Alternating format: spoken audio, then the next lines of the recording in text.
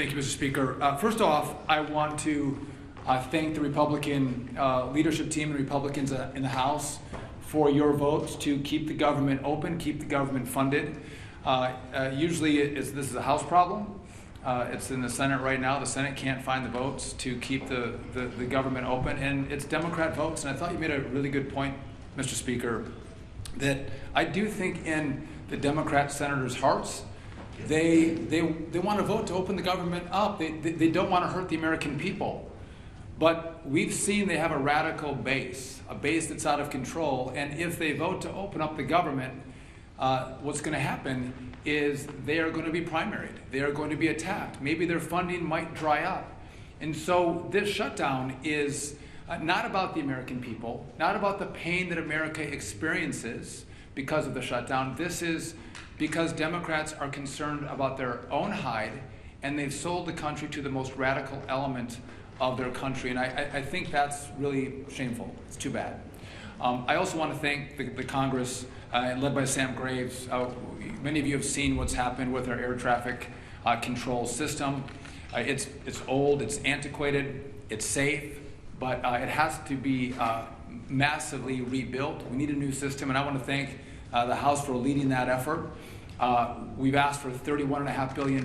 We got a down payment of $12.5 billion to begin that really important work.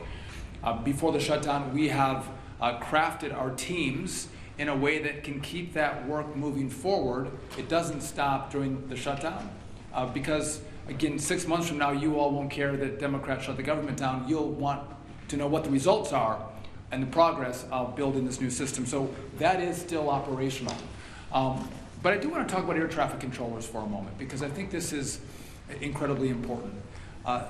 They're angry. I've gone to a number of different towers over the course of the last week to 10 days. They're frustrated. They're frustrated that the Congress is focused, at least in the Senate, on paying for health care benefits for illegals as opposed to paying their paychecks for the great work that they provide to the American people. That makes them angry. You've seen, as the Speaker mentioned, across the national airspace, we see there's certain centers or TRACONs or towers where we'll see a lower staffing. When we have lower staffing, what happens is you'll see delays or cancellations. But it's not one tower, it's not one TRACON, it's not one center, it's maybe one center one day, it's a TRACON another day, it's kind of moving throughout the national airspace. But it's causing disruptions. So a week ago, last Tuesday, air traffic controllers got 90% of their pay because that paycheck came from most of it for the work they did in September. So they got most of the money. Next Tuesday is the first paycheck that they will not receive for the work that they did in October. And to the Speaker's point, we have air traffic controllers who work more than 5 days a week. They work 6 days a week to make sure they can cover air travel throughout the country. And so if you have a controller that's working 6 days a week, but has to think about how am I going to pay the mortgage, how am I going to make the car payment, how am I going to put food on my kid's table, they have to make choices. And the choices they're making is to take a second job. Well, I don't want my air traffic controllers to take a second job. I want them to do one job. I don't want them delivering for DoorDash. I don't want them driving Uber. I want them coming to their facilities and controlling the airspace. But they're having to make decisions about how they spend their time to make sure they put food on their table, feed their kids, and support their family members. I want to make one other point really clear. Some have asked about safety, or you maybe ask me if I'll let you give me some questions. Safety is paramount for us. And so if we don't have the staffing levels in a tower, TRACON, or center, you will see us delay traffic. You will see us cancel flights. Because I want you to get to where you're going. I want America to get to their destination and get there safely. And it's not moving as many flights as possible. It's moving as many flights as possible safely. That is our mission. That is our number one goal. And if we can't do that, you'll see the flights come down. You will see the delays and you'll see the cancellations.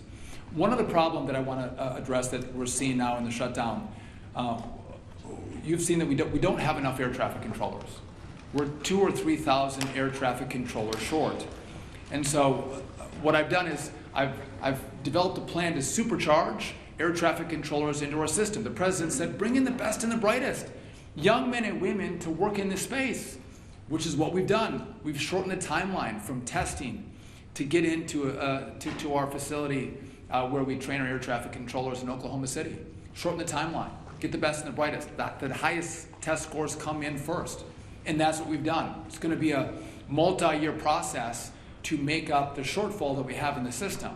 But I'm getting word now from Oklahoma City where I have young air traffic controller students who are now telling me, what the hell am I doing?